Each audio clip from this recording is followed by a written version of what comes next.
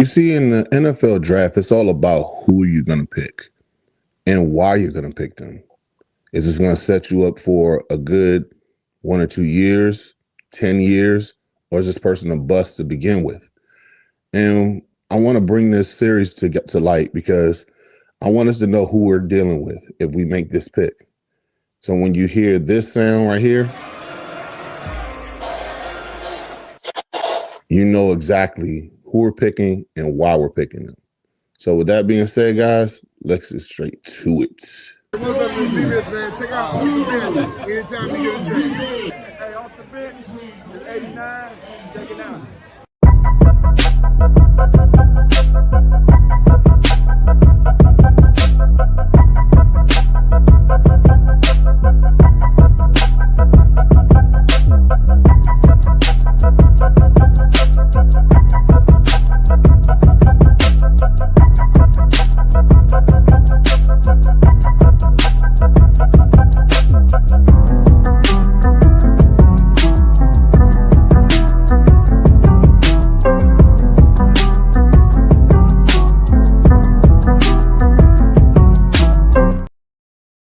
What up? What's good? What's happening? It's your boy Big Herb, and welcome to another episode of Off the Bench. We are on the road to 1,000 subs, so please, before we go any further, hit that like, comment in the comment section, hit that subscribe button, hit the bell notification so you can be abreast of what's next on Off the Bench. We already got somebody in the comment section real quick. Small Talk ENC. Yo, what's good, fam? How's it going on your end today? Hope your day is going swell. So let's get straight into the person that we're going to be talking about today. We are going to do a blue chip breakdown on Carnell Tate, the wide receiver out of Ohio State. He's listed as 6'3", 190. He's a sophomore. He just finished up his junior year. I'm sorry. And his play style, let me say, is like a smooth route technician with the strong hands and body control, which is something that we're actually looking for in a receiver. A lot of the whole entire talk over the last few weeks, over the last week or so, is really, should we go ahead and get a receiver? Because we have the whole entire situation with Terry, and that's it. List whoever it is on the roster that you think there's going to be the number 2 receiver, either Trey Burks or hell, it could even be Luke McCaffrey. It could be De'Ami Brown. You take your pick, because the Ayuk situation really ain't getting solved right this second. So I mean, it's something to think about. Hold on a second. So Small Talk ENC says chilling, hopping on the stream today. Well, hey, most definitely, man. Let me know when you start, man. But yeah, just getting back to it. I'm looking at it from the standpoint of this. We do need a receiver. He could be a pick that we look at, and I'm gonna go into the breakdown about what's his strengths, his weakness, his projections, what teams is his best fit for, player comp, and I'll give you my final grade. So let's start off with his strengths. So with his strengths, Carnell Tate has advanced route running ability. He's already a polished beyond his years, and is understanding leverage, tempo, and how to manipulate defenders. So that's great in itself. His routes are clean, efficient, and deceptive. Traits that translate immediately to the next level. So automatically, we know he's a route technician. And here's the thing: you ain't got to be the fastest guy out the gate. Like I think I said earlier, he ran a 4.53 in the combine. So it's not really fast. It's NFL fast, but it's not like burner speed fast. So, I mean, that's a good thing to look at as far as like, hey, at least we know what we're getting ourselves in. He could get himself open by just routing people up. Reliable hands is another thing. Tate is consistently plucks to the ball away from his frame. He's comfortable catching in traffic along the boundary. He makes making him a dependable target on third down in tight windows, stuff that like that. I mean, that's great to know because I mean, some of these defensive backs, yeah, they could go ahead and swap the ball away. At least I know in the midst of it, in a 50-50 chance, he could take that ball away. So I'm loving that. Body control on the sideline sideline awareness, which is another thing that I love about his ability to adjust midair and get both feet in bounds is elite. He makes difficult catches look routine, especially near the sidelines. If you know me, man, I love the toe drag swag. That shit. I love that shit. It's something about like the effort that makes everything about it look so beautiful. It's amazing to look at. Also, he's a friendly he's a QB friendly target. Quarterbacks love receivers who are where they're supposed to be, and Tate fits the mold. So I mean, at the end of the day, he creates clear throwing windows and presents a consistent catch radius. Things that you love as a receiver. So I mean, that's something that's obviously got people thinking like, hey, he can go top 10. But here are the areas of improvement that he really needs to work on, aka the weaknesses. Top end speed. He's more smooth than explosive. Tate doesn't consistently blow past defenders vertically, which may limit his ceiling as a true deep threat. So, like I said, that 4.53 40 is, don't get me wrong, it's not that bad. It's not bad, but it's not blow you away speed. Physicality after the catch. He's not a tackle breaker yet. Adding strength and aggression to his could elevate his yards after catch ability. As you know, we love the receivers who can get yak. We just want them to break away. And his thing, not a shot at Terry, but Terry could get away on them yaks, on them yak catches. So I mean, it's just when he gets to the side, to damn near the end zone, it's just like, ugh. He gets the ankle tapped and then he falls down. It's always those that you want to be able to break away from that. Another thing for now is volume production. Playing in a loaded wide receiver room at Ohio State has him limited to early statistical output. Scouts will want to see him take over as the wide receiver 1. And that's the one knock on him that I truly believe that is just like, hey, he's good. He can be great, but he's not. If I'm drafting at number 7, I need you to be the number 1 receiver. You weren't even the best receiver on your team.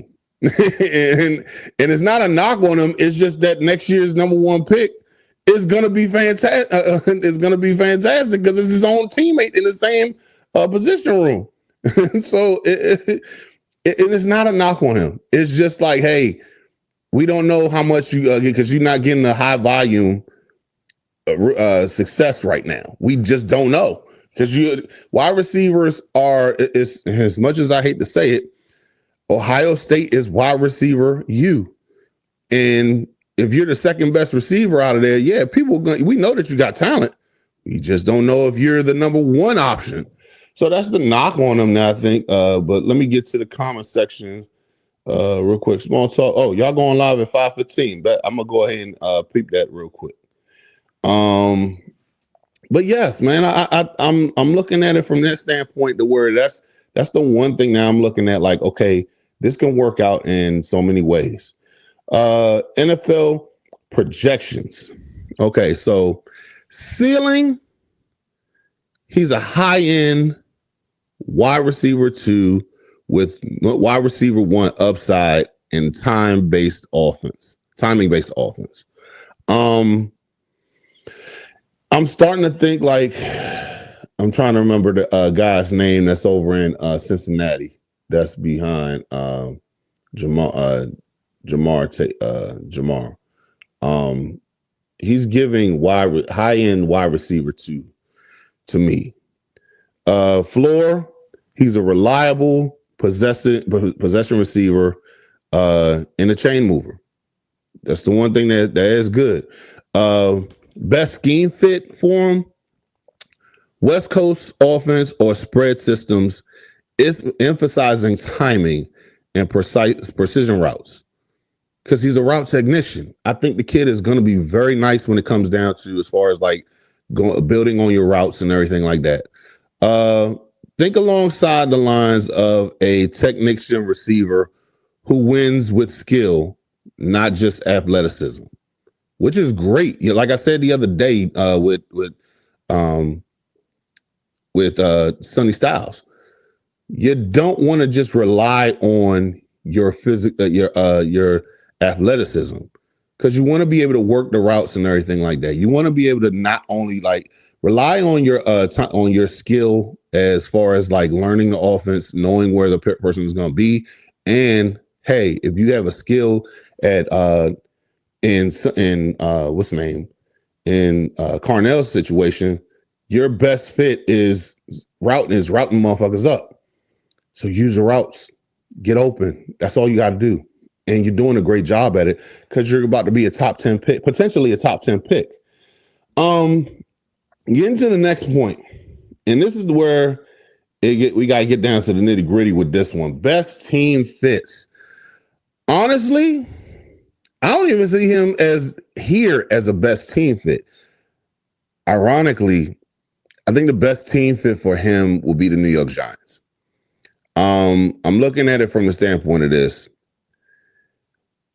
He's looked at as the ultimate choice to pair with Malik Neighbors. You got Malik Neighbors, Jackson Dart, and you got the two running backs and you got CTE and State and Tracy out there. He would be the best. Not to mention you got Likely, so he would be the perfect fit. You know, in my honest opinion, I think the Giants would probably be the best fit for him. That's the ultimate one. Another one that could actually be beneficial for him is New Orleans. You got Chris Olave down there, who's a really good receiver, and it'd be the perfect 1-2 punch as far as receivers is concerned down in New Orleans. Last but not least, I think the Cleveland Browns, because that gives Shador, if he is the starter, another target to go to as far as like, hey, I have Jared Judy and I have Carnell Tate, it will be a really good situation for whoever's the quarterback. You know, you got two very good receivers going there. So that's my thoughts on as far as like, hey, what's the best place for him to go? My draft outlook on him is going to be, I think, as far as if Tate continues to develop and become the focal point for other offense, he has day 1 or day 2 potential. I'm sorry. No, I'm reading the wrong notes. He's definitely a top 10 pick. He is ultimately a top 10 pick.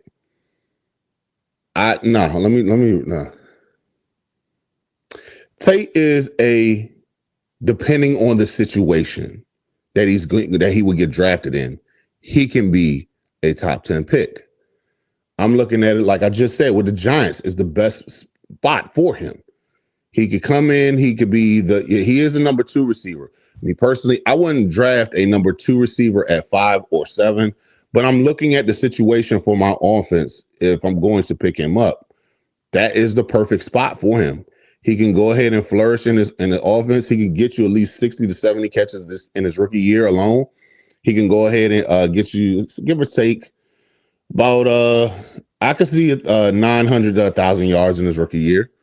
And he could build that chemistry up with Jackson Dart. He can go ahead and be a perfect complement to Malik Neighbors. He can go ahead and have Likely can with Malik Neighbors, Likely, and Jackson Dart.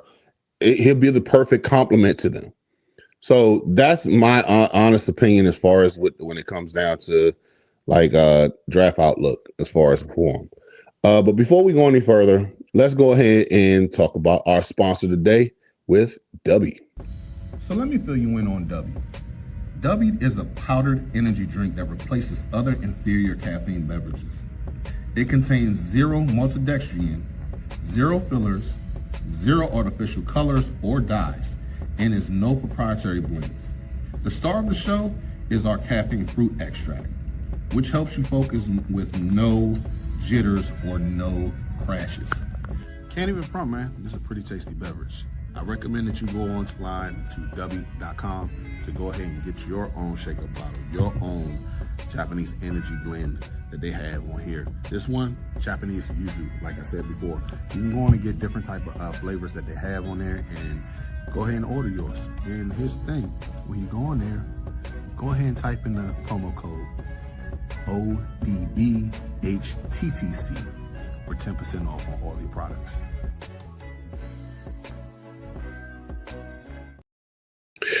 Secure the dub with W. Go ahead to W.com to get your blend and get 10% off by putting in the promo code ODBHTTC for 10%. Guys, before we go any further, I just got to say, I appreciate every single person that's in the comment section who's looking at it live, and can't wait to see who's going to be looking at this later on in the day. So I want to send a shout out to you, because without you guys, I can't go anywhere. First, and also be sure to hit that like, comment in the comment section, subscribe, and hit that bell notification so you can be abreast of what's next. So let's go into the comment section real quick.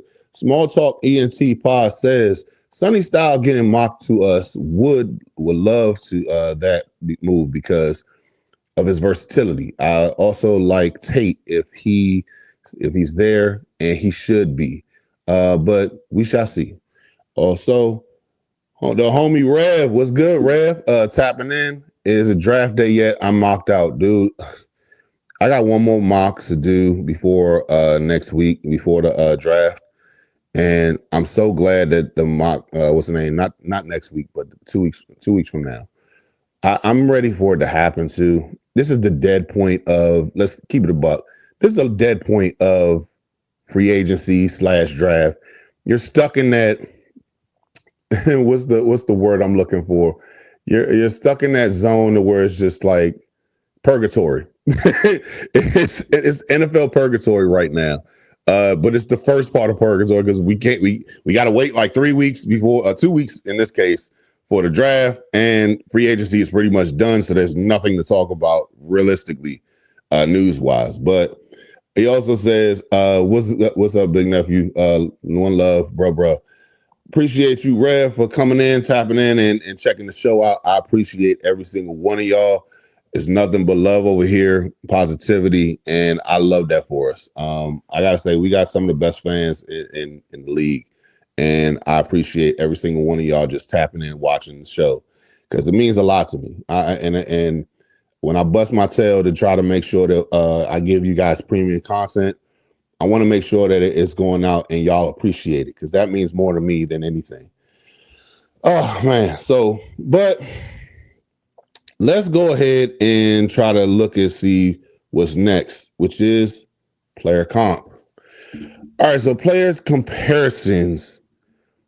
I have him as a smoother, less explosive version of Chris Olave.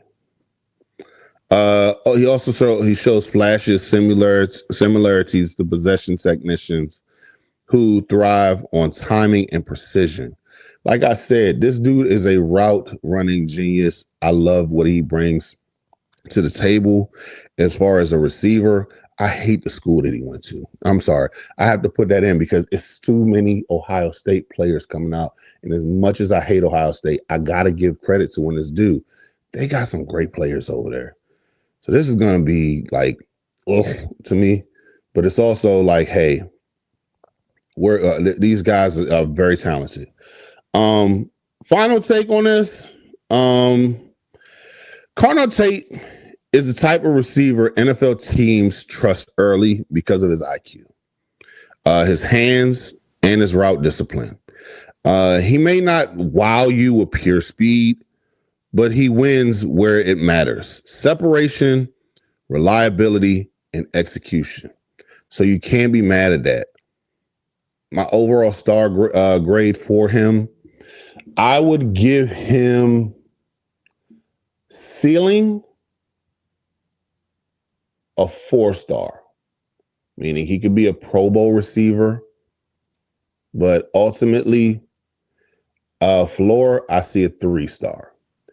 He could be a very good rotational player in this league. He just needs to work on his game. And if he works on his game, he could be something dangerous. Especially, and I hate to say it, my neighbor, shout out to Brooks. he Aaron Brooks is his name. That's my guy. He's a Giants fan that just goes ahead and just he never ceases to amaze me in his. He has delusions of grandeur, thinking that the Giants are really going to do something this year, every year. And he told me that that he just texted me out the blue just to let me know that the Commanders suck. This is probably the best pick for the Giants. To be completely honest, he could flourish so much in this league in that situation, and he's got the skills. My thing is just this: what is he going to do with his opportunity? I don't think he's going to fit best here, and the only reason why I say that is because the next person who we're going to talk about tomorrow is going to be the guy who I ultimately believe is going to go ahead and make this offense flourish into the future. But and you'll have to go ahead and see tomorrow who I'm talking about, or if you're tuned in to my channel, you'll see exactly who I'm going to be talking about tomorrow. One last part, looking in the comment section. Didn't we sweep them the past season? And if we suck, what does that make them? You know, I've been saying this for the last some odd years. We didn't just sweep them last year. We swept them the year before. And I'm just like, dude, you're talking to him is like talking to a brick wall sometimes. Love the guy. Great family man. Great man of God. He's a great person. He's just delusional. And Brooks, if you're looking, yeah, I said that. You're delusional. And I'm not going to argue with you anymore. I'm just going to be the bigger man. Did you win the last game against us? Talk to me when you get the 5 wins. Yeah, enough said. I think that's going to end off the show. That's a great way to end the show right now. But guys, thank you for tuning in to Off the Bench. We're on the, like I said, we're on the road to 1,000 subs. So if you could do your boy a solid, hit that like, comment in the comment section, whether it's now or it's post show, watching this later on. Hit the subscribe button, hit the bell notification so you can be abreast for what's next. And as always, guys, left hand up. Who are we? The Commanders. Peace.